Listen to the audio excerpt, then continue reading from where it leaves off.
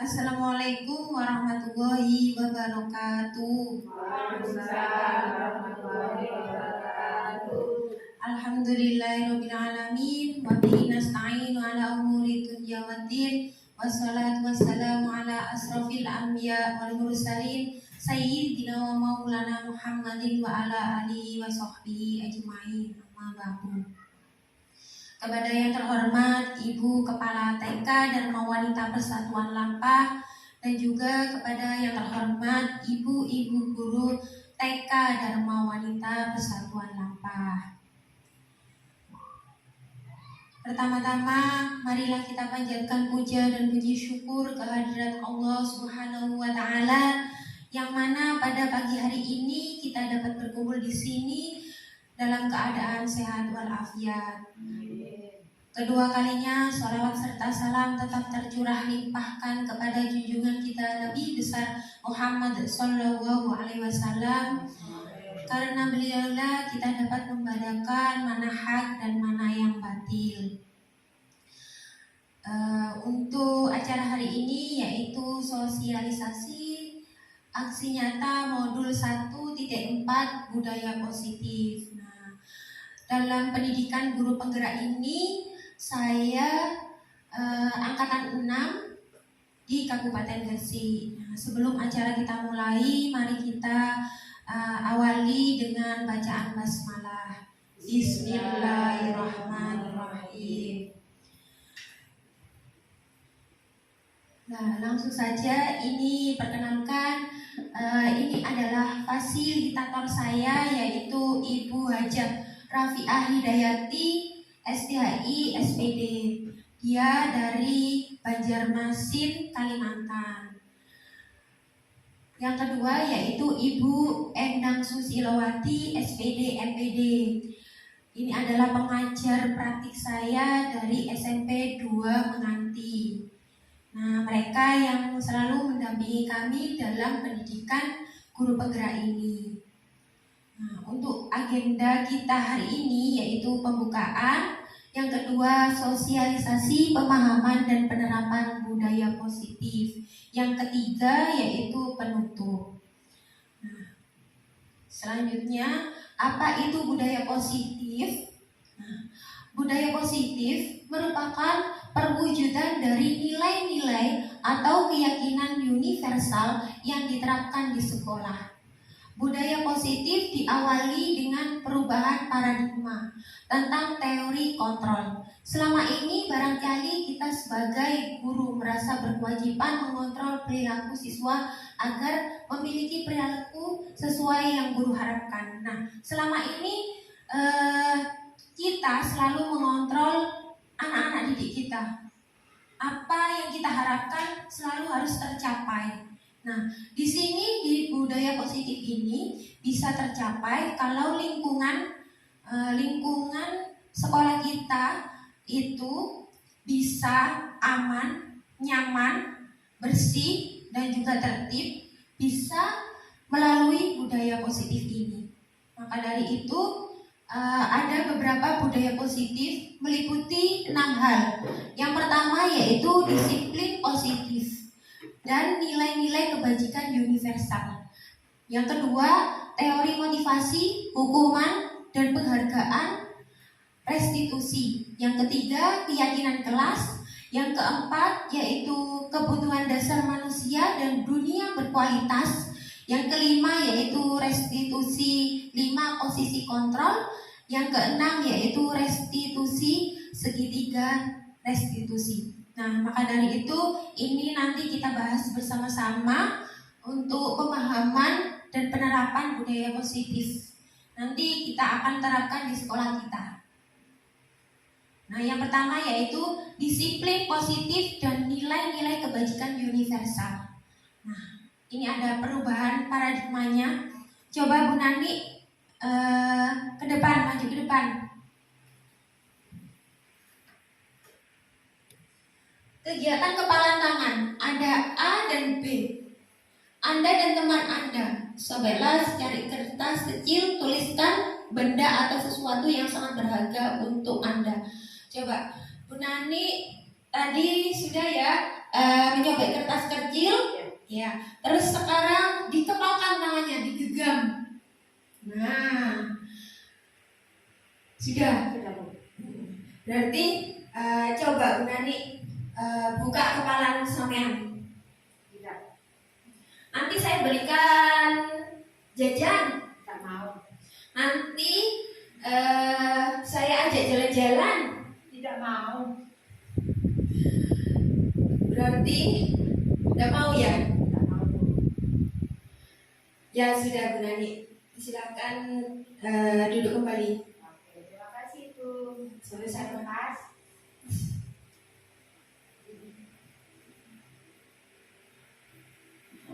Nah, dari tadi untuk kegiatan kepala tangan tadi, Bu Nani di sini sebagai A, saya sebagai B. Nah, teman Anda atau B akan mencoba dengan sekuat tenaga dengan berbagai cara untuk meminta Anda memberikan benda tersebut. Nah, tadi saya sudah merayu, memuji Bu Nani untuk membuka kepala tangan tadi, tetapi beliaunya tidak mau. Apa yang terjadi? Nah, pertanyaannya, siapa yang sesungguhnya memegang kontrol yang menutup kepala tangan atau yang berusaha dengan segala cara untuk membuka kepala tangan rekannya? Nah, yang memiliki kontrol untuk membuka kepala tangannya yaitu beliau sendiri. Kita tidak berhak untuk membuka kepalaan itu. Mengapa? Tentu kita sendiri yang memegang kontrol atas kepala kita. Apakah kita membuka atau menutup kepala tangan kita, itu tergantung pada diri kita masing-masing sesuai dengan kebutuhan dasar kita saat itu. Begitu juga dengan murid kita. Nah, kita hanya bisa mengontrol, tetapi kita tidak bisa kamu harus begini, begitu. Nah, itu adalah sesuai dengan kebutuhan dasar anak. Nah, nanti kita bahas ada 5 kebutuhan dasar anak pada anak-anak. Nah, perubahan paradigma teori kontrol yaitu yang pertama ilusi kontrol, mengontrol murid. Guru mengontrol murid.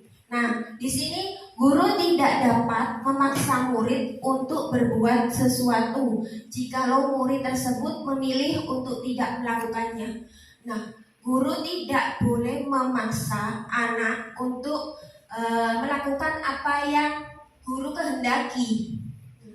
Teori kontrol menyatakan bahwa semua perilaku memiliki tujuan, bahkan perilaku yang tidak disukai. Nah, anak-anak melakukan perilaku yang anak-anak lakukan itu mempunyai tujuan. Kalau tidak ada tujuannya, tidak mungkin akan dilakukan.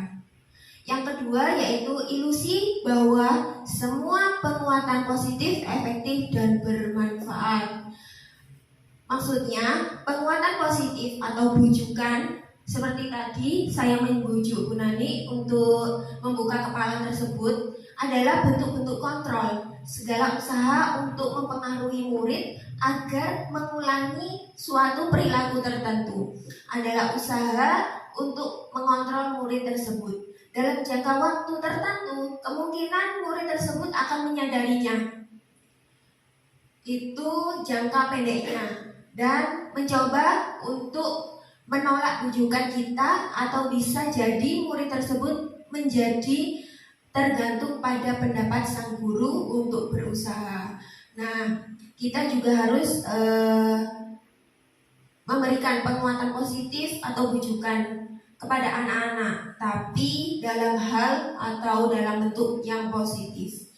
Yang ketiga yaitu ilusi bahwa kritik dan membuat orang merasa bersalah dapat menguatkan karakter. Maksudnya menggunakan kritik dan rasa bersalah untuk mengontrol murid menuju pada identitas gagal. Mereka belajar untuk berusaha buruk, untuk merasa buruk tentang diri sendiri. Misal, guru seringkali mengatakan, "Nak, kamu sudah terlambat berangkat sekolah, jangan diulangi lagi ya. Ini yang menjadi membuat orang bersalah, tetapi menguatkan karakternya. Jadi besok tidak diulangi lagi. Nah, yang keempat yaitu ilusi bahwa orang dewasa memiliki hak untuk memaksa. Bahwa orang dewasa yang percaya bahwa mereka memiliki tanggung jawab untuk membuat murid-murid berbuat hal-hal tertentu. Orang dewasa menyadari bahwa perilaku memaksa tidak efektif untuk jangka panjang. Ini adalah tabel perubahan paradigma stimulus respon teori kontrol. Nah, kita akan memberikan stimulus pada anak-anak, guru termasuknya, yaitu anak-anak meresponnya. Siapa yang sesungguhnya yang memiliki kontrol? Nah, untuk yang tabel stimulus respon itu realitas kebutuhan kita sama. Untuk teori kontrolnya, realitas atau kebutuhan kita itu berbeda. Nah, untuk yang kedua, semua orang melihat hal yang sama. Yang ketiga, yaitu kita mencoba mengubah orang agar berpandangan sama dengan kita. Tetapi untuk teori kontrolnya, kita berusaha memahami bahwa pandangan orang lain itu tentang dunia itu berbeda.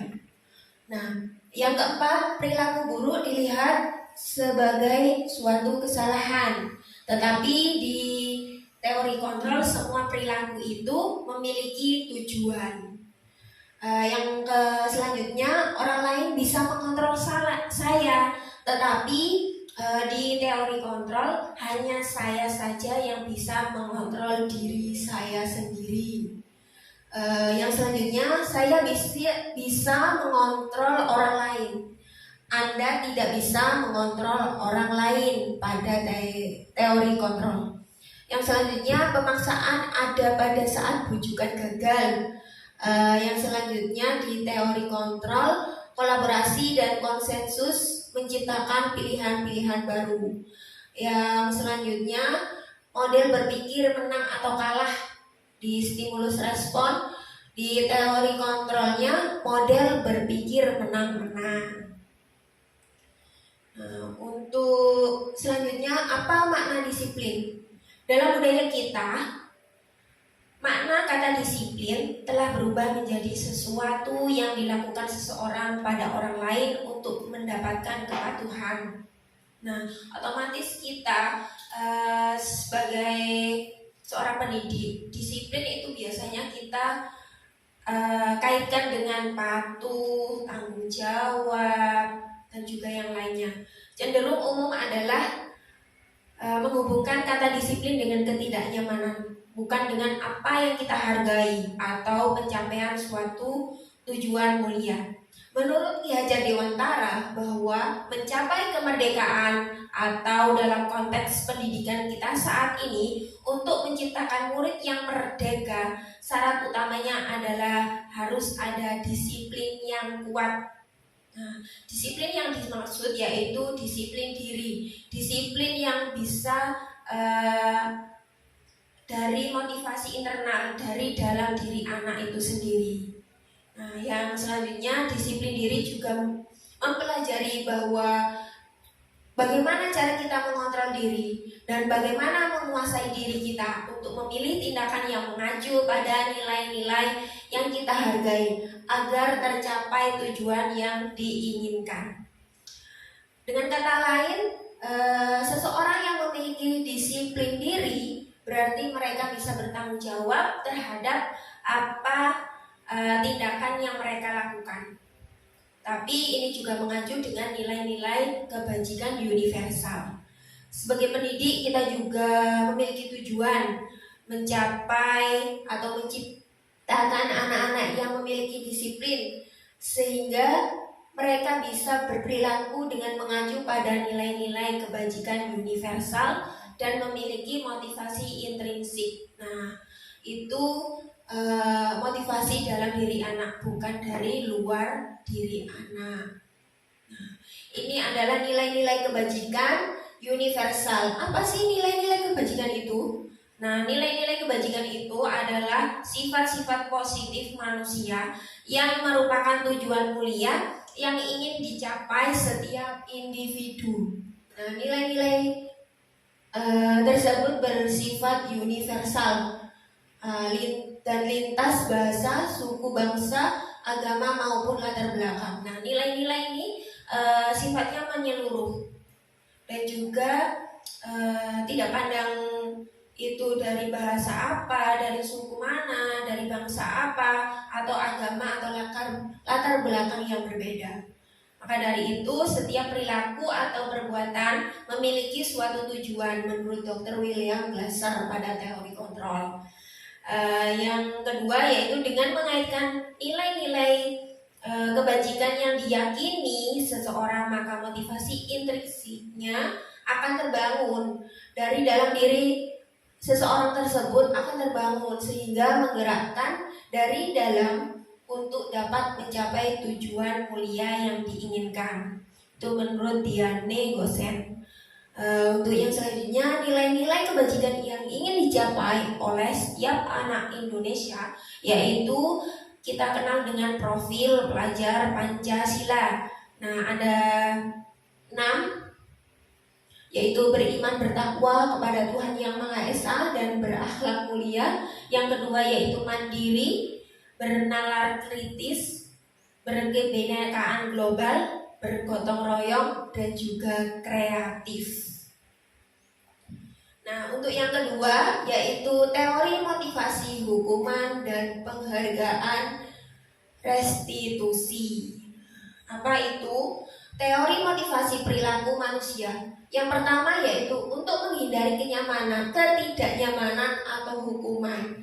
Nah, ini motivasinya dari luar diri atau motivasi eksternal. Nah, apa yang akan terjadi apabila saya tidak melakukannya? Nah, sehingga dari pertanyaan itu, apa yang akan terjadi apabila saya tidak melakukannya? Yang akan terjadi apa? Seperti mendapat hukuman. Berarti jika saya datang terlambat, saya akan mendapat hukuman. Nah, itu adalah yang pertama. Yang kedua yaitu untuk mendapatkan imbalan dari orang lain atau institusi. Nah, ini juga dari motivasi eksternal dari luar. Nah, untuk pertanyaannya yaitu apa yang akan saya dapatkan apabila saya melakukannya. Jadi kita kalau melakukan sesuatu akan mendapatkan imbalan. Nah, ini adalah motivasi dari luar diri kita. Yang ketiga, untuk menghargai diri sendiri. Nah, ini adalah motivasi internalnya dari diri kita masing-masing. Nah, saya akan menjadi orang yang seperti apa bila saya melakukannya. Nah, ini juga salah satu tujuan dari disiplin positif. Jadi, apa yang kita lakukan, apa yang kita kerjakan itu mulai dari diri kita sendiri. Nah, maka dari itu muncullah motivasi internal ini. Yang selanjutnya dihukum oleh penghargaan.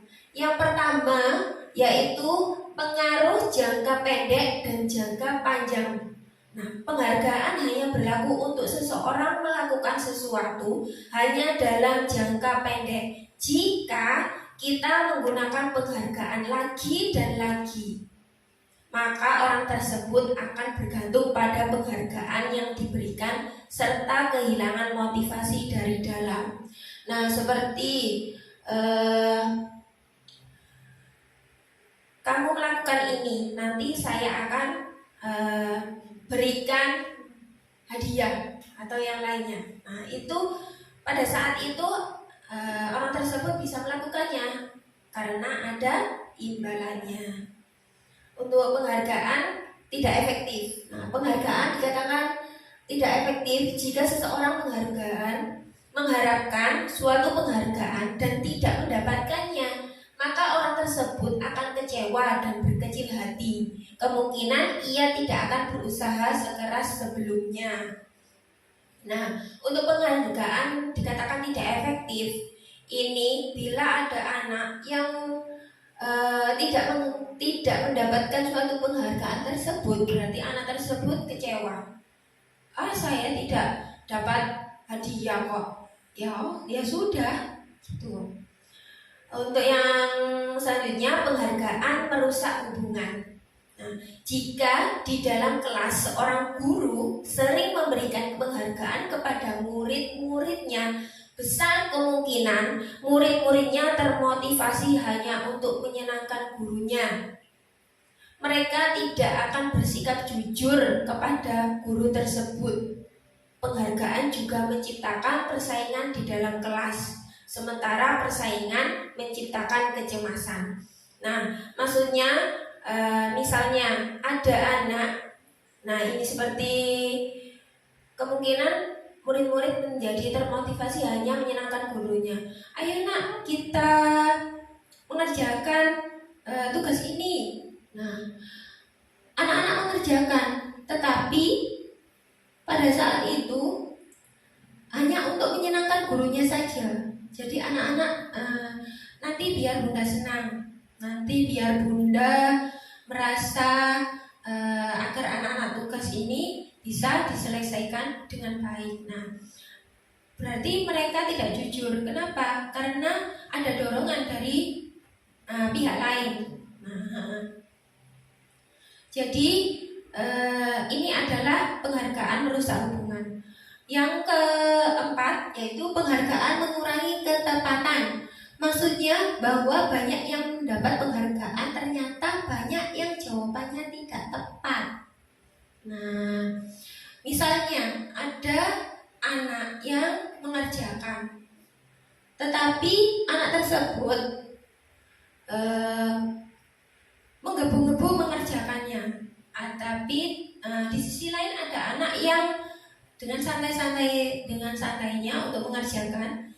Nah, untuk anak yang cepat-cepat tadi, nah itu mendapat penghargaan karena yang dilakukan itu dengan cepat. Nah, dari situ, tetapi jawabannya itu banyak yang tidak tepat. Tapi anak tersebut mengerjakannya dengan dengan iya, berarti itu adalah penghargaan mengurangi ketepatan. Yang kelima yaitu penghargaan menurunkan kualitas. Misal ada anak yang mengerjakan tugas dengan cepat. Nah, kemudian ada beberapa anak yang diberi hadiah untuk setiap tugas yang dikerjakan. Setiap beberapa waktu anak yang diberi hadiah ini hasilnya berhenti berkembang. Mereka tidak diberi hadiah, terus berupaya mengasah diri menjadi lebih baik. Nah, di sini misalnya ada anak mengerjakan tugas dengan cepat. Nah, kemudian ada beberapa anak yang diberi hadiah setiap tugas yang dikerjakan. Nah, setelah beberapa waktu anak diberi hadiah itu sudah selesai mengerjakan tugasnya, diberi hadiah.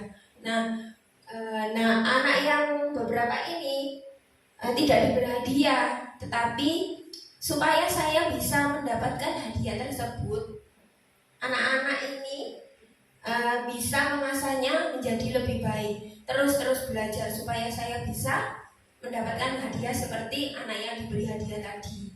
Nah, tetapi anak yang diberi hadiah tadi sudah berhenti, saya sudah mendapatkan hadiah, ya sudah, saya berhenti di sini saja.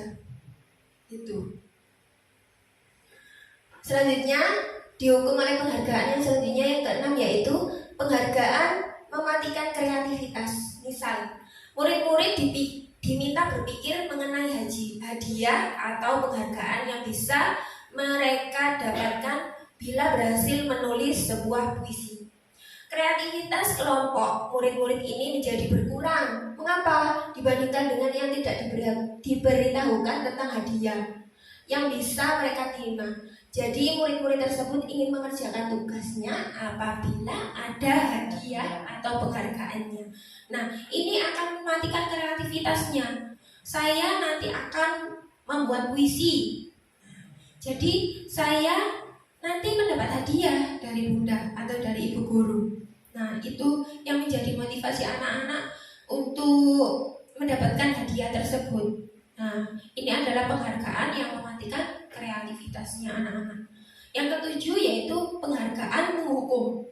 Penghargaan menghukum mereka yang tidak mendapatkan penghargaan. Misalnya, dalam sistem ranking, mereka yang mendapatkan ranking kedua akan merasa paling dihukum.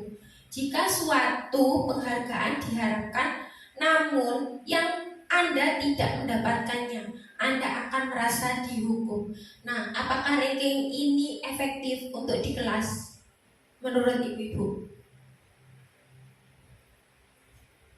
Sementara misalnya anak yang ranking 1, iya senang saya mendapat penghargaan. Tetapi anak yang ranking 2 merasa paling dihukum jika suatu penghargaan itu tidak tercapai. Namun Anda tidak mendapatkannya, berarti Anda merasa terhukum, menjadi beban untuk kita.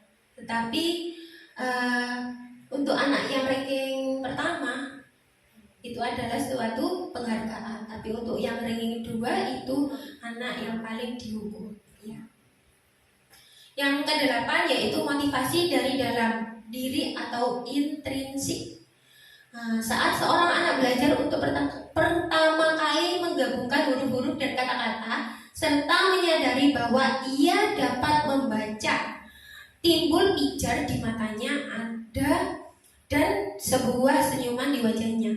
Anak-anak tersebut begitu gembira bahwa ia telah mempelajari dan menguasai suatu keterampilan baru. Kesadaran akan kemampuannya bahwa dia sudah dapat membaca sesungguhnya sudah merupakan sebuah penghargaan. Nah, ini adalah sebuah penghargaan yang dari motivasi dalam diri anak tersebut. Nah, anak-anak bisa menggabungkan huruf-huruf atau kata-kata serta dapat membacanya. Berarti itu adalah anak-anak melakukan, mendapat motivasi dari dirinya sendiri. Nah, itu adalah sebuah penghargaan untuk anak-anak tersebut. Jika kita memberikan penghargaan kepada seorang anak pada saat dia sedang merasa bangga dengan pencapaiannya sendiri, maka dia akan mengambil kegembiraan yang saat itu sedang dirasakan secara alamiah. Selanjutnya, ini adalah bentuk program kebajikan atau apresiasi. Nah, dalam memberikan apresiasi atau pengakuan perlu diingat beberapa hal. Beri pengakuan secara khusus, secara pribadi. Yang kedua, secara pribadi kepada anak-anak tersebut. Yang selanjutnya, beri pengakuan kepada semua murid atau bergantian.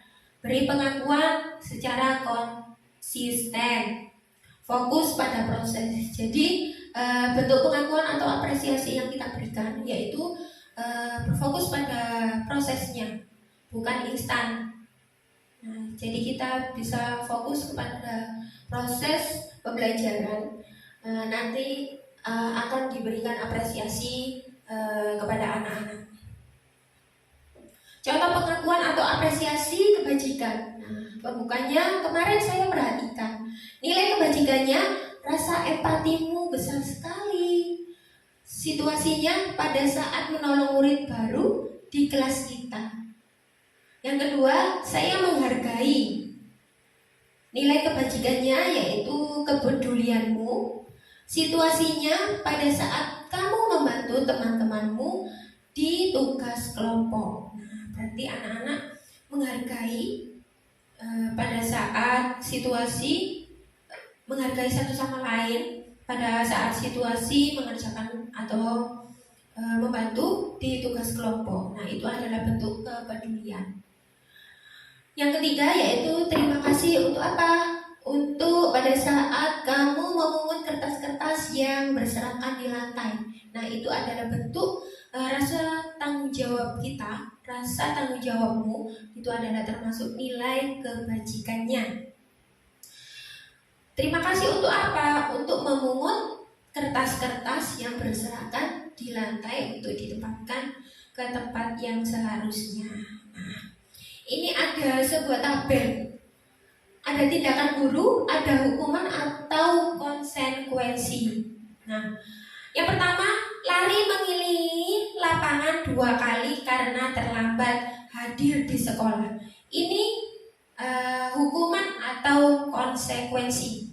Coba. Konsekuensi?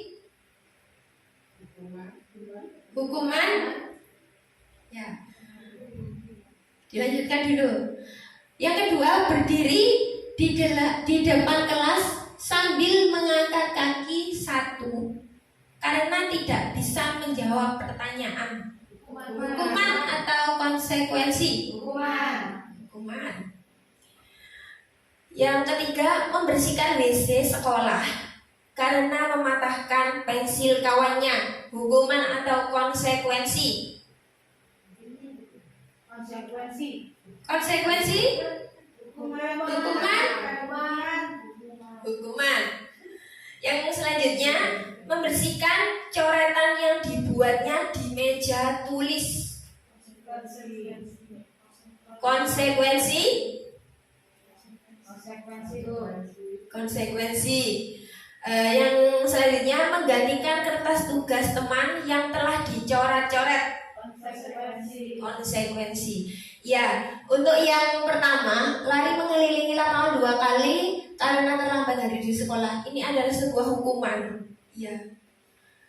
Yang kedua, berdiri di depan kelas sambil mengangkat kaki 1 karena tidak bisa menjawab pertanyaan. Ini juga hukuman. Yang ketiga, membersihkan WC sekolah karena mematahkan pensil kawannya. Ini juga hukuman. Yang selanjutnya, membersihkan coretan yang dibuatnya di meja tulis. Ini adalah konsekuensi. Yang selanjutnya, menggantikan kertas tugas teman yang telah dicoret-coret. Ini juga konsekuensi. Ini adalah perbedaan hukuman dan konsekuensi. Nah, kalau hukuman itu sesuatu yang menyakitkan, harus terjadi. Saya tadi dihukum seperti ini. Ini akan tertanam di sini untuk seseorang, ada rasa sakit hati. Nah, untuk konsekuensi, sesuatu yang terjadi. Untuk hukuman, membuat anak sakit fisik maupun hati untuk jangka waktu lama. Nah, yang konsekuensi membuat anak merasa tidak nyaman, tapi dalam jangka waktu pendek.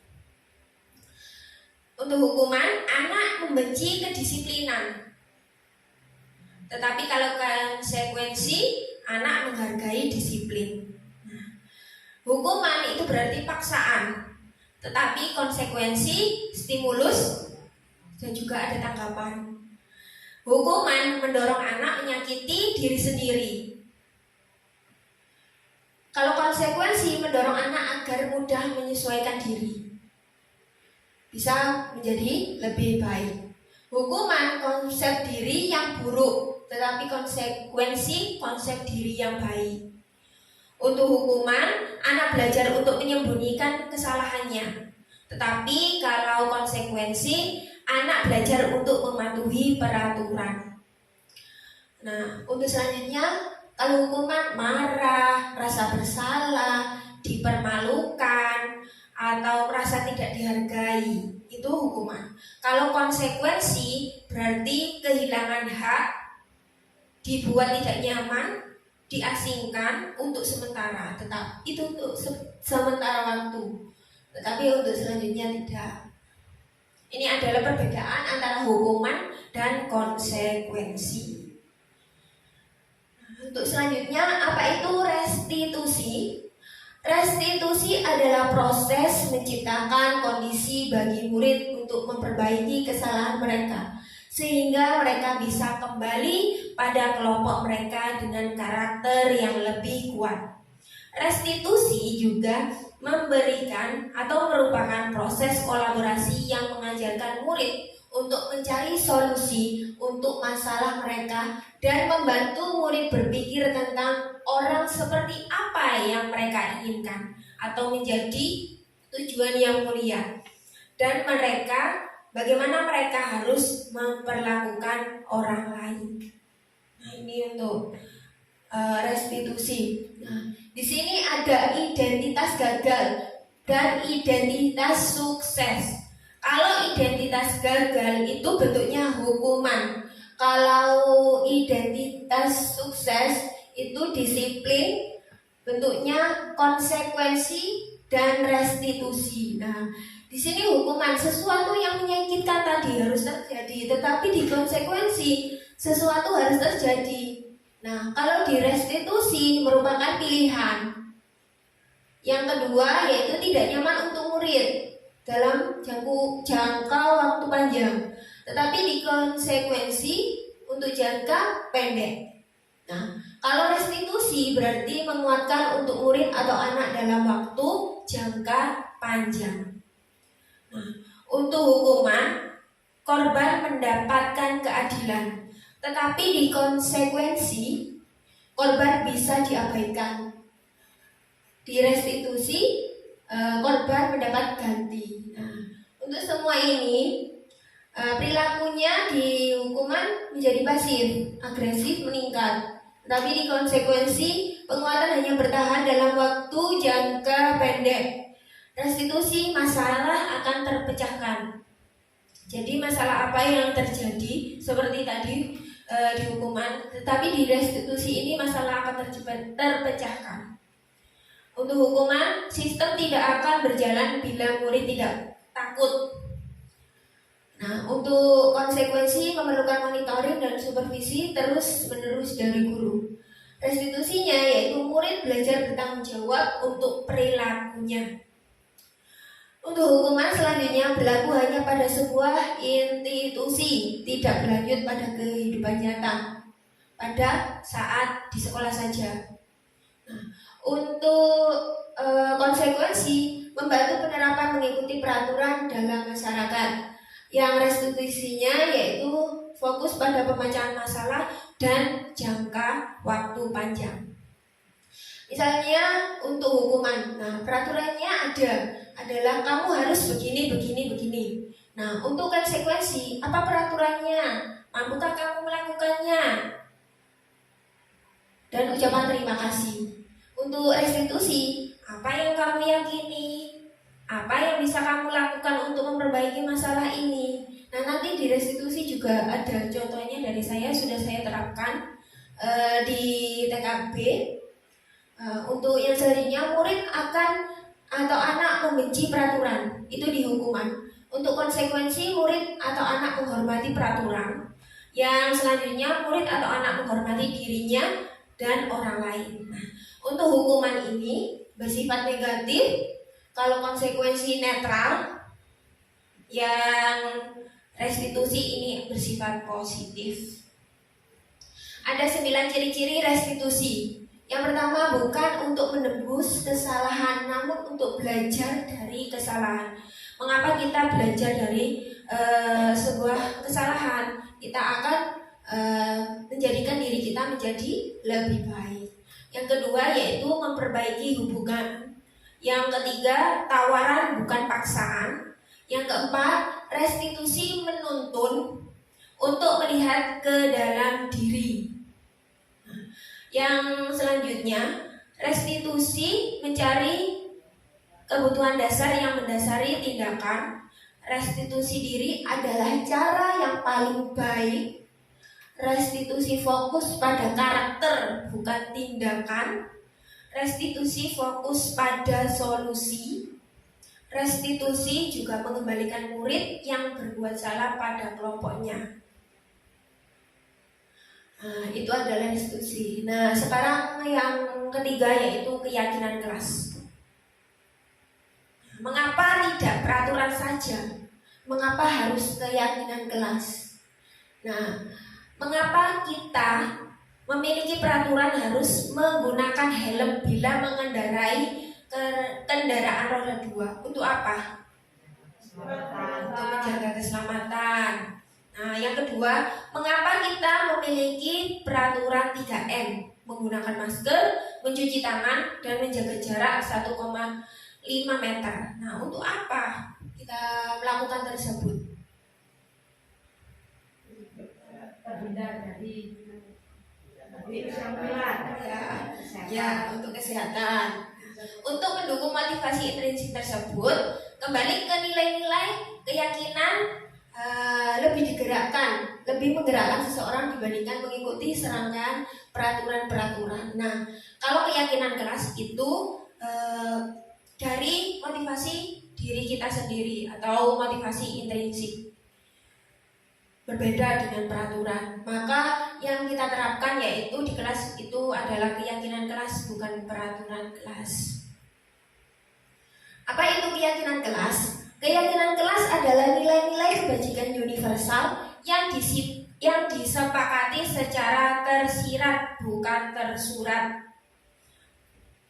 Mohon maaf, disepakati secara tersirat dan tersurat, lepas dari latar belakang, suku, negara, bahasa, atau maupun agama. Keyakinan kelas adalah kesepakatan kelas yang berdasarkan nilai-nilai kebajikan universal yang diterapkan di kelas. Keyakinan kelas ini diterapkan supaya apa? Supaya anak didik bisa bertanggung jawab terhadap apa yang dilakukannya. Karena apa yang dilakukan itu memiliki tujuan. Tujuan mereka untuk memiliki nilai-nilai kebajikan universal. Nilai-nilai kebajikan universal itu menekankan pada keyakinan seseorang akan lebih memotivasi seseorang dari dalam, dari dirinya masing-masing. Seseorang akan lebih tergerak dan bersemangat untuk menjalankan keyakinan tersebut. Nah, pembentukan keyakinan kelas atau sekolah sifatnya abstrak daripada peraturan yang lebih rinci dan konkret. Keyakinan kelas juga berupa pernyataan-pernyataan universal.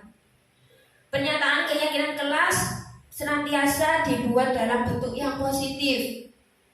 Keyakinan kelas hendaknya tidak terlalu banyak sehingga mudah diingat dan dipahami oleh semua warga kelas. Nah, di situ tadi ada bentuk yang positif. Seperti apa misalnya? Jangan berjalan di papan titian, misalnya seperti itu. Itu adalah kalimat yang apa? Negatif. Kalau positifnya bagaimana? Berjalanlah di papan titian dengan hati-hati. Ya. Kita semaksimal mungkin untuk meminimalisir kata-kata jangan, tidak untuk anak-anak kita. Nah, untuk selanjutnya, keyakinan kelas sebaiknya sesuatu yang dapat diterapkan di lingkungan tersebut, di sekolah kita dan juga di kelas kita masing-masing.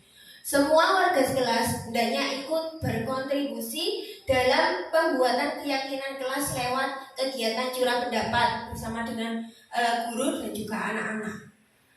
Yang selanjutnya, bersedia meninjau keyakinan kelas dari waktu ke waktu. Kita meninjau kembali apa yang sudah kita terapkan di kelas atau di sekolah kita dalam jangka waktu yang selanjutnya.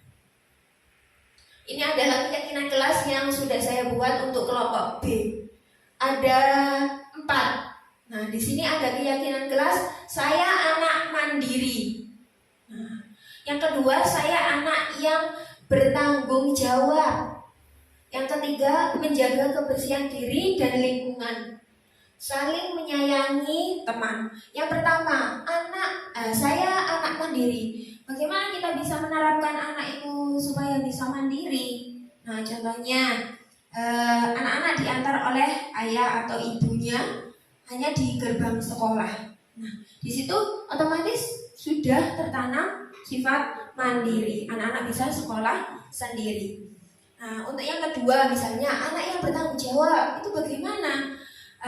Misalnya di situ ada gambar anak-anak mengembalikan mainannya atau alat belajarnya setelah digunakan. Nah, di situ anak-anak sudah bisa menerapkan untuk tanggung jawab. Untuk yang selanjutnya, yang ketiga, menjaga kebersihan diri dan lingkungan. Nah, untuk kebersihan diri atau menjaga dirinya sendiri dengan apa? Dengan cuci tangan.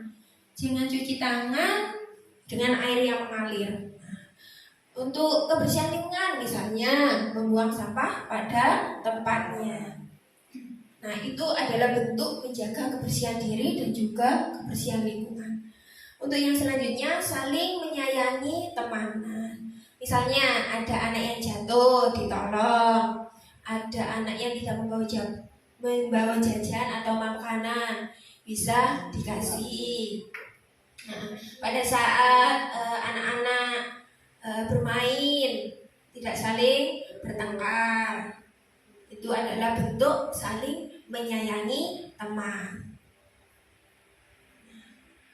Bagaimana rancangannya atau membuat keyakinan kelas itu? Yang pertama, latar belakangnya dulu dibuat, yaitu kurangnya kesadaran pada diri anak dalam bersikap mandiri, bertanggung jawab, kebersihan diri dan lingkungan, dan saling menyayangi sesama teman. Nah, itu latar belakang yang saya gunakan untuk membuat keyakinan kelas ini.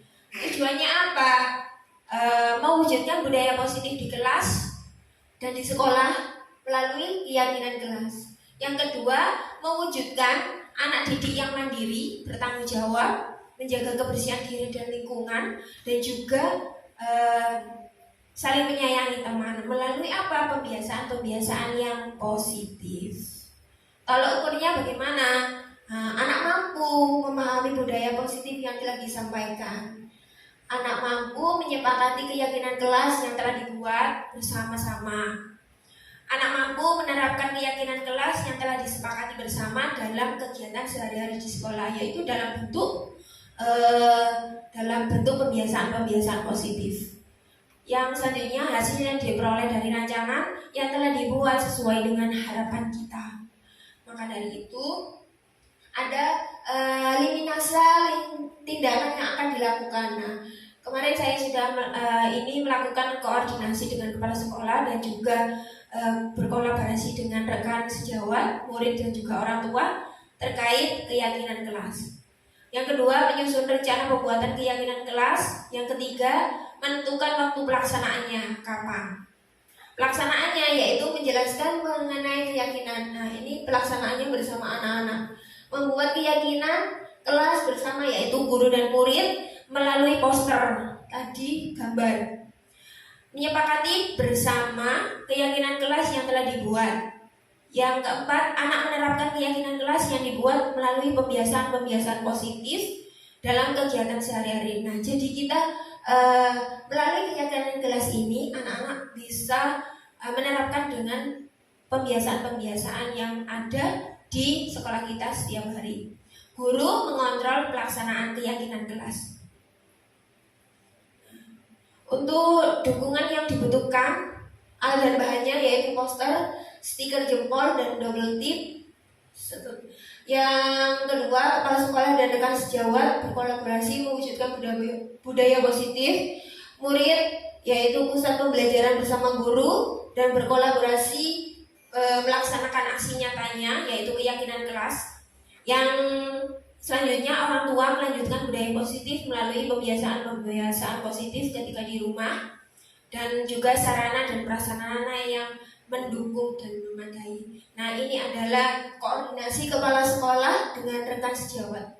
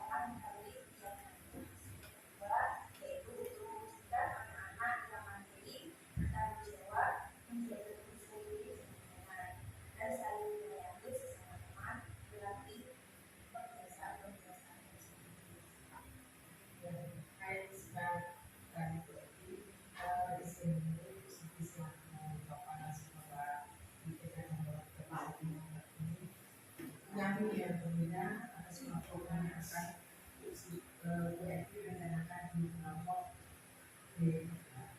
Nah, ini harapan positif. Setidaknya UMI-nya tidak hanya gunakan di kelompok B saja, kelompok B2 saja, di kelompok A juga. Dan harapan positif juga dengan adanya keyakinan khas yang diterapkan UMI di TK kita ini, diharapkan anak-anak ini lebih baik, gitu ya. Paling tidak meningkatkan disiplin yang baik. Nah, dan harapannya lebih besar lagi setelah diterapkan di sekolah ini, UMI-nya juga bisa menerapkan di lembaga-lembaga lainnya di dalam itu. Ya Bu, saya sudah minta izin untuk kolaborasi dengan teman-teman saya dari beberapa satu, itu saja Bu yang bisa saya sampaikan. Terima kasih. Wassalamualaikum warahmatullahi wabarakatuh.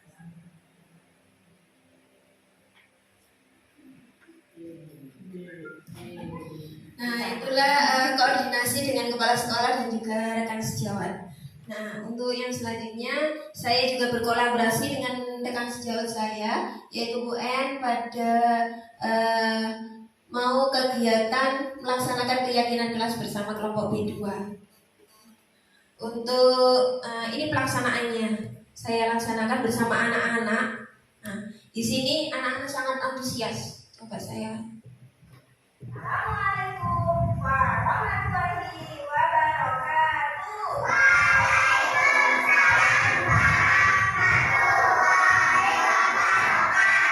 Mana semangatmu? Kita tepuk semangat.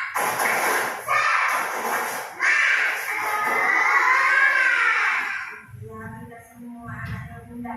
Hari ini kita akan membuat keyakinan kelas. Apa itu keyakinan kelas?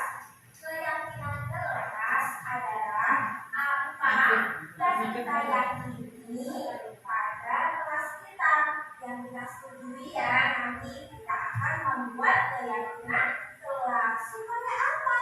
Supaya kelas kita menjadi tertib, menjadi bersih, menjadi aman, dan juga nyaman untuk kita bermain dan belajar di sini. Nah, hari ini kita semuanya, bunda sama anak-anak akan membuat apa? Keyakinan kelas. Karena untuk menerapkan disiplin yang baik. Karena apa yang akan kita lakukan itu kita akan lakukan dengan baik, ya. Coba bunda tanya dulu. Tadi pagi anak-anak ke sekolah diantar siapa ya? Ayah, mama, kakak, kita. Nah, sekarang ayah, ibu, mama, kakak gimana? Di rumah. Berarti anak-anak sekolah sendiri ya? Ya, sekolah sendiri. Berarti anak-anak sudah mandiri. Pinter. Dan juga kalau di kelas anak-anak bermain, belajar. Setelah menggunakan alat main belajarnya itu, kalau sudah selesai, anak-anak apa yang anak-anak lakukan? Kita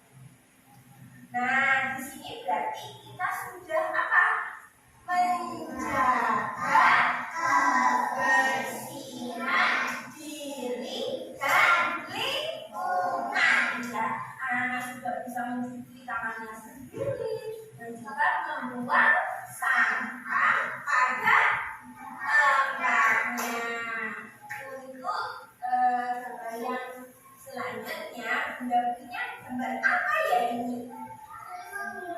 Saling membantu. Iya, ini ada gambar apa? Coba. Gambar apa? Anak jatuh. Terus dibantuin. Ya, ada anak sedang jatuh. Terus sampean atau anak-anak saling apa? Membantu. Ada temannya jatuh, anak-anak menolong. Nah, berarti ini adalah apa? Anak-anak saling menyayangi teman. Nah, di sini kita mempunyai keyakinan kelas ada berapa tadi? 4. Nah, di sini juga nanti akan menempelkan di sini supaya anak-anak bisa melihatnya setiap hari agar anak-anak bisa melakukannya setiap hari dan menjadi kebiasaan anak-anak. Nah, nanti kalau sudah benar tempelkan di sini, anak-anak setuju? Sepakat? Sepakat. Kalau gitu nanti anak-anak menempelkan bunda punya stiker jempol. Nah, anak-anak kalau sudah menyepakati, nanti anak-anak tempel ya di gambar yang bunda tempel di sini.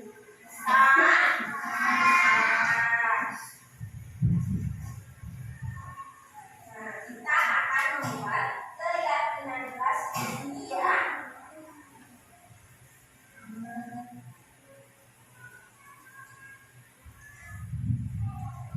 Dengarkan dulu ya. Assalamualaikum warahmatullahi.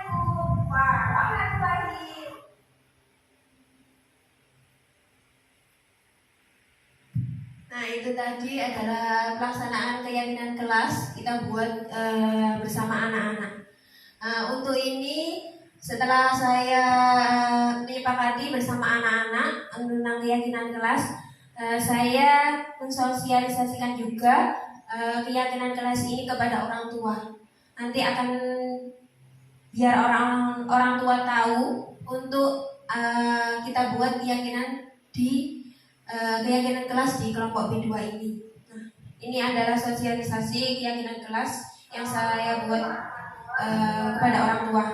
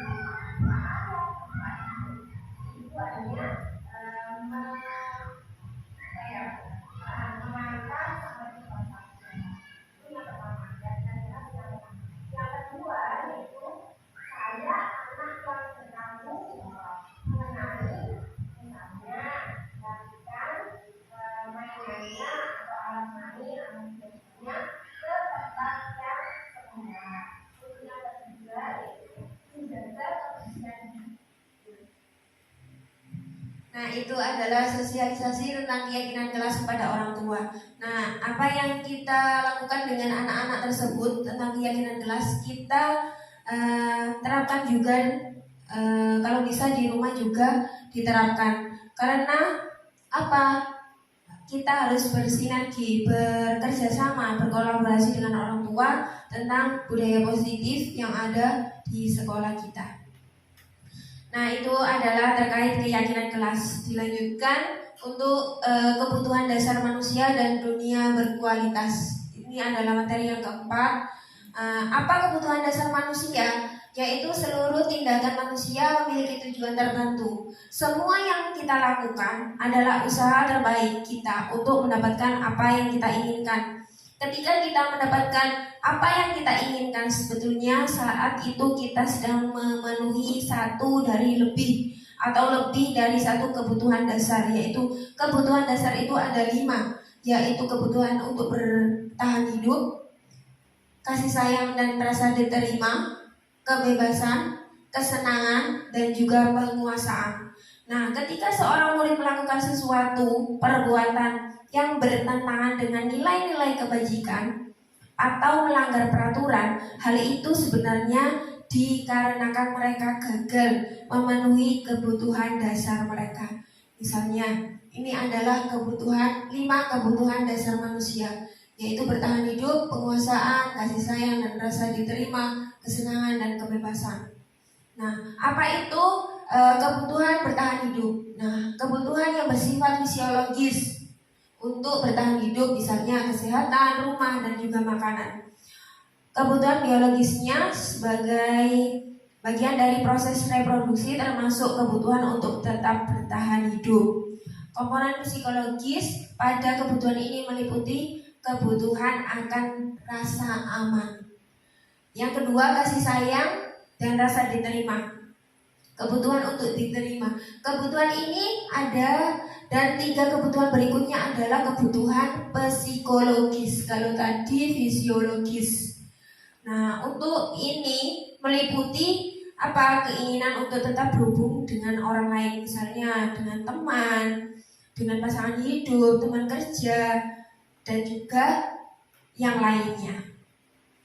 Yang ketiga yaitu penguasaan atau kebutuhan pengakuan atas kemampuan. Nah, kebutuhan ini berhubungan dengan kekuatan untuk mencapai sesuatu, menjadi kompeten, menjadi terampil. Nah, di sini anak-anak yang memiliki kebutuhan dasar akan penguasaan yang tinggi, biasanya anak ini ingin merasa menjadi pemimpin.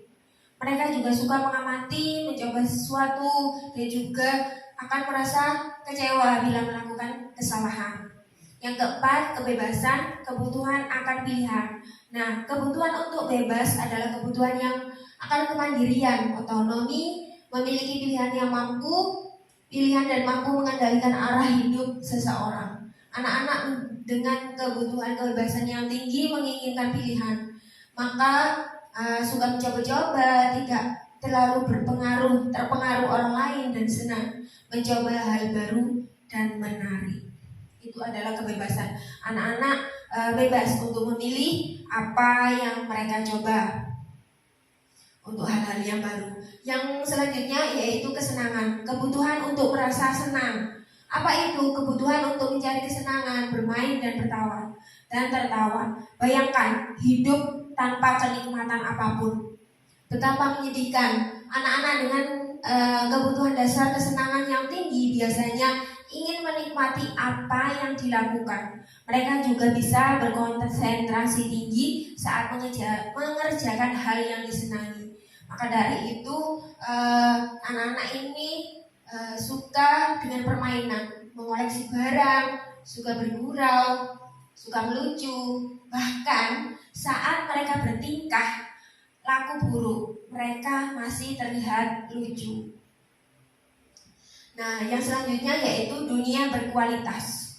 Dunia berkualitas Anda adalah tempat khusus dalam pikiran Anda, tempat Anda menyimpan gambaran representasi dari semua yang Anda inginkan. Bisa berisi orang-orang, hal-hal, apa saja yang terbaik dalam hidup Anda, dan membuat Anda merasa bahagia dan terpenuhi kebutuhan dasar Anda. Nah, ini seperti semacam album foto, sehingga isinya tidak terlalu banyak, hanya akan terdiri dari beberapa hal saja yang sangat signifikan dan benar-benar terbaik dalam hidup Anda. Dan hidup Anda akan menjadi lebih bermakna. Nah, sedangkan untuk kebutuhan dasar tadi bersifat umum atau universal. Kalau dunia berkualitas ini sifatnya lebih unik dan personal untuk pribadi masing-masing. Yang kelima yaitu 5 posisi kontrol. Nah, di sini Ada 5 posisi kontrol. Ini ada yang dicetak kuning itu ada 5 posisi kontrol. Ada penghukum, pembuat orang merasa bersalah, teman, pemantau, dan juga manajer. Nah, kalau penghukum dan pembuat orang merasa bersalah, ini ada identitas gagal. Mengapa? Karena ini bentuknya hukuman. Nah, untuk identitas berhasil atau sukses, kontrol dari luar, dan juga mengharapkan imbalan atau ketergantungan pada orang lain. Nah, ini adalah 2 posisi kontrol, yaitu teman dan pemantau. Untuk yang ketiga, yaitu manajer atau kontrol diri, menghargai diri sendiri. Misalnya, guru berbuat. Kalau penghukum menghardik, menunjuk, menyakiti, menyindir. Untuk membuat orang bersalah, berceramah dan mengatakan seharusnya kamu begini, mengapa kamu melakukan ini, ibu kecewa dengan perilaku yang kamu lakukan. Ini adalah membuat orang merasa bersalah, posisi kontrolnya. Kalau teman, membuat alasan-alasan untuk muridnya. Untuk pemantau, menghitung dan mengukur. Kalau manajer, mengajukan pertanyaan, misalnya mengapa kamu melakukan seperti ini, apa yang akan kamu perbaiki setelah kamu melakukan perbuatan seperti ini. Nah, untuk hasilnya, kalau manajer ini menguatkan pribadi, kalau penghukum memberontak atau menyalahkan orang lain dan juga berbohong. Nah, kalau pembuat orang bersalah, menyembunyikan atau menyangkal atau berbohong. Teman, yaitu untuk posisi teman, yaitu ketergantungan. Untuk pemantau, menyesuaikan diri bila diawasi. Kalau tidak diawasi, tidak. Misalkan murid berkata, kalau penghukum, biarkan saja, nanti juga marah-marah lagi. Itu juga penghukum. Kalau membuat orang merasa bersalah, maafkan saya ya, itu adalah membuat orang merasa bersalah. Kalau teman, saya pikir bapak atau ibu teman saya, ternyata begitu, ternyata tidak. Untuk pemantau, berapa banyak bintang yang harus saya peroleh, atau berapa halaman yang harus saya tulis. Nah, kalau untuk posisi manajer, yaitu bagaimana caranya saya bisa memperbaiki keadaan atau kesalahan yang telah kita lakukan. Dampak untuk murid itu apa? Untuk kalau manajer mengevaluasi diri, bagaimana cara memperbaiki diri anak. Untuk kalau penghukum mengulangi kesalahan. Kalau kita hukum anak-anak, otomatis dalam jangka waktu yang pendek anak-anak kayak tobat dulu. Terus dalam jangka panjang anak akan mengulangi kesalahan itu lagi. Nah, kalau untuk membuat orang merasa bersalah, yaitu merasa rendah diri. Kalau teman lemah, tidak mandiri dan bergantung kepada orang lain. Untuk pemantau, menitik beratkan pada sanksi atau hadiah yang hadiah untuk dirinya. Maka ada 5 posisi kontrol yang akan kita lakukan.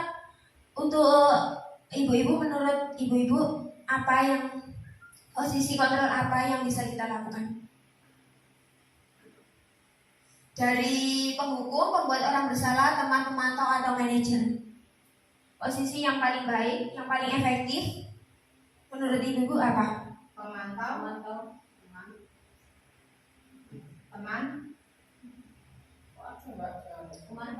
Pemantau, teman. Ada yang manajer? Manajer dulu. Untuk 5 posisi kontrol ini paling efektif, paling baik yang kita terapkan untuk anak-anak ini adalah posisi kontrol manajer. Di mana posisi kontrol manajer ini bisa menguatkan pribadi anak-anak. Anak-anak bisa mengevaluasi dirinya, bagaimana cara memperbaiki kesalahannya. Itu tertanam dalam diri anak-anak. Nah, dengan mengajukan pertanyaan-pertanyaan misalnya seperti tadi, apa kesalahan anak-anak? Mengapa kamu melakukan begitu? Nah, Kalau kamu melakukan seperti itu, kamu memperbaiki kesalahanmu dengan cara apa? Nah, itu adalah posisi manajer. Nah, murid meletakkan dirinya sebagai individu yang positif. Jadi anak-anak akan berperilaku positif demi lingkungan belajar yang berkualitas. Yang keenam yaitu segitiga restitusi. Apa itu segitiga restitusi? Nah, segitiga restitusi adalah cara-cara yang digunakan untuk memperbaiki diri dalam mewujudkan disiplin diri, tahapan untuk memudahkan proses restitusi, yaitu menstabilkan identitas, validasi tindakan yang salah, menanyakan keyakinan. Nah, ini adalah bentuk segitiga restitusi yang sudah saya terapkan dengan anak-anak. Pada saat ada anak-anak nanti ada contohnya itu. Untuk menstabilkan identitas, untuk membuat anak yang merasa gagal karena berbuat salah menjadi positif terhadap dirinya. Guru berkata, misalnya, berbuat salah itu hal yang manusiawi, tidak apa-apa. Tidak ada manusia yang sempurna dan seterusnya. Ini adalah kata-kata, bentuk kata-kata untuk menstabilkan identitas. Yang kedua yaitu validasi kebutuhan, membantu siswa mengenali basic need atau kebutuhan yang ingin dipenuhi ketika melakukan kesalahan itu. Pada dasarnya setiap tindakan manusia itu mempunyai tujuan. Tujuannya ada apa? Memenuhi basic need, yaitu apakah itu power, freedom, apakah itu kebutuhan yang tadi, kebutuhan dasar manusia. Nah, guru berkata, kamu bisa saja kan melakukan hal yang lebih buruk, tapi kamu tidak melakukannya. Kamu pasti punya alasan mengapa melakukannya. Nah, itu adalah pertanyaan-pertanyaan guru. Nah, ini adalah menanyakan keyakinan. Guru berkata, apa nilai yang kita percaya di kelas atau sekolah kita? Nilai-nilai universal apa yang telah disepakati? Nah, ini adalah anak melihat kesalahannya dihubungkan dengan norma sosial dan juga nilai-nilai yang mendasari manusia berinteraksi dengan orang lain. Maka ini adalah penerapan saya menerapkan segitiga restitusi bersama anak. Apa yang akan dilakukan pada waktu investasi aromakan kue pada waktu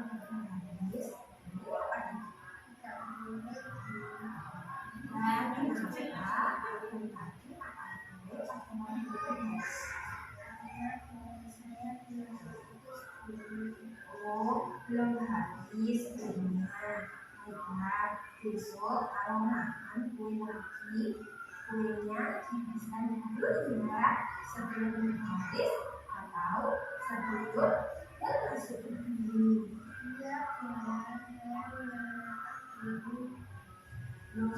Bunda tidak akan menyalahkan Adam makan karena makan adalah kebutuhan kita, tetapi waktunya saja yang tidak tepat.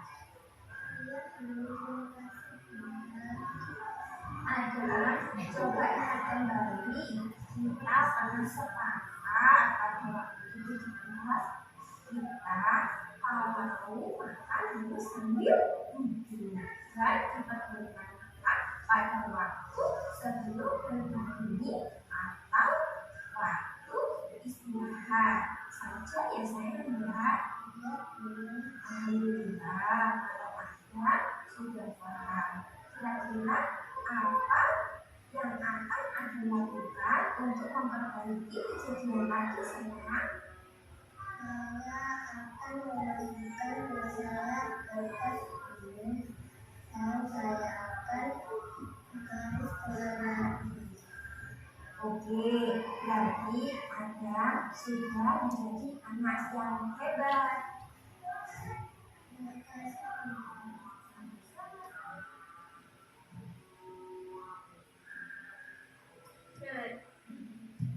Nah, itulah penerapan segitiga restitusi di mana ada melakukan kesalahan pada saat ada makan jajan pada saat kegiatan berbaris tadi. Nah, dari sini anak-anak akan melakukan perbuatannya, memperbaiki kesalahannya. Ketika kita menerapkan segitiga restitusi tadi. Ini adalah kasus yang kedua. Ya, apa yang dia lakukan hari ini kepada juga pada saat cuci tangan, memasukkan air ke baju kita pun. Mengapa Julia memasukkan air kepada baju Yuda? Karena saya di rumah bermain air sama adik pun. Sekarang Julia di mana? Ayo. Sekolah. Apa Julia tidak kasihan kepada Yuda kalau baju Yuda basah? Nanti Yuda kedinginan loh. Ya, kasihan pun. Apa yang Julia lakukan tadi diperbolehkan apa tidak? Tidak boleh pun. Kalau Julia ingin bermain air atau basah-basahan, Julia bisa lakukan pada saat bermain atau berenang di kolam renang atau di pantai. Nah, itu yang bisa dilakukan dan diperbolehkan untuk bermain air. Coba Julia ingat kembali kalau kita sudah pernah menyepakati bahwa kita harus saling menghormati dan juga menghargai saling sama lain. Nah, sekarang Julia sudah mengerti ya, dan bagaimana Julia akan memperbaiki perbuatan yang Julia lakukan tadi. Ya pun, saya akan minta maaf kepada Yuda pun.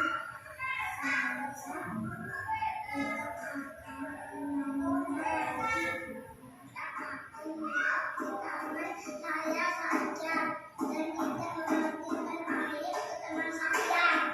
Wah, Julia anak yang baik, jempol kedua. Julia sudah berbagi sama temannya.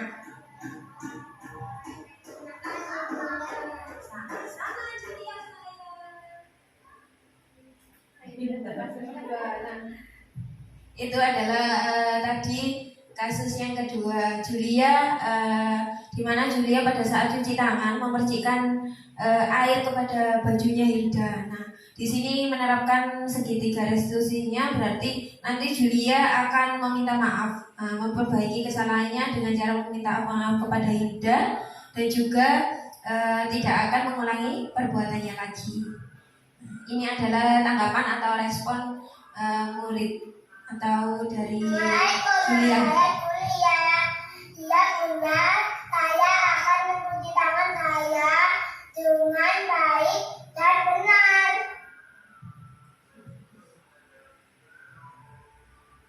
Assalamualaikum, dan saya akan berusaha lebih baik lagi pada saat kembali sebelum masuk kelas. Assalamualaikum. Nah, itulah segitiga restitusi yang saya terapkan kepada anak-anak, dan juga ada tanggapan atau respon positif dari anak-anak, yaitu Julia dan juga Adam. Nah, yang selanjutnya yaitu dokumentasi budaya positif yang sudah saya terapkan melalui keyakinan kelas. Di sini anak-anak sudah bisa buang sampah pada tempatnya dan juga menata tasnya di tempat yang tersedia, dan juga ada anak sedang membagi makanan, yaitu saling menyayangi dengan teman. Ada anak sudah mau bersekolah sendiri, semuanya anak-anak sudah mandiri, yaitu pada saat anak-anak di sini ada anak melepas sepatunya sendiri, dan juga anak-anak sudah merapikan mainannya setelah digunakan, dan juga ada anak menjaga kebersihan dirinya, yaitu termasuk mencuci tangan dengan baik. Nah, di sini adalah terkait dokumentasi budaya positif. Nah, itulah budaya positif yang saya terapkan bersama dengan anak-anak kelompok B2. Maka dari itu saya mohon izin kepada Ibu Kepala Sekolah untuk bisa dan juga diterapkan di kelompok-kelompok yang lain, yaitu kelompok B1, A1 dan juga B2, A2. Nah, itulah budaya positif kita bisa lakukan, yaitu dengan apa? Dengan lingkungan yang positif juga.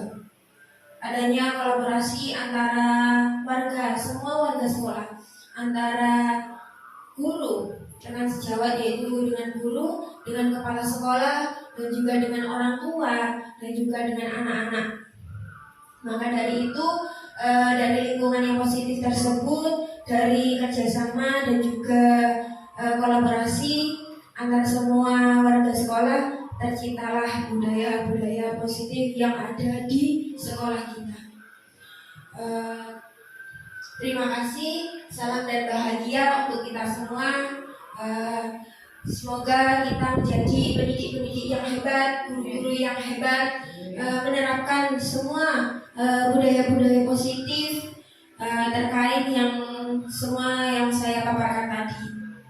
Semoga sekolah kita menjadi sekolah yang baik, yang berkualitas, yang menjadi favorit untuk di lingkungan sekitar kita. Nah, dari saya mohon maaf bila ada kesalahan, kekurangan dalam penyampaian berbagi pemahaman dan juga penerapan budaya positif yang sudah saya terapkan di sini. Nah, untuk melalui pemahaman dan juga penerapan ini dari saya, kemungkinan untuk calon guru penggerak ini akan saya terapkan di sekolah saya, bahwa dengan pendidikan calon guru penggerak ini saya akan membawa, insya Allah, sekolah kita menjadi lebih baik. Mohon maaf bila ada kesalahan dan juga kekurangan. Terima kasih atas kehadirannya dalam berbagi pengalaman dan juga pemahaman budaya positif ini. Untuk penutupnya yaitu kita akan membaca hamdalah dulu. Alhamdulillahirrahmanirrahim. Alhamdulillah untuk kegiatan hari ini. Terima kasih untuk semuanya. Dari saya, wassalamualaikum warahmatullahi wabarakatuh. Waalaikumsalam warahmatullahi wabarakatuh.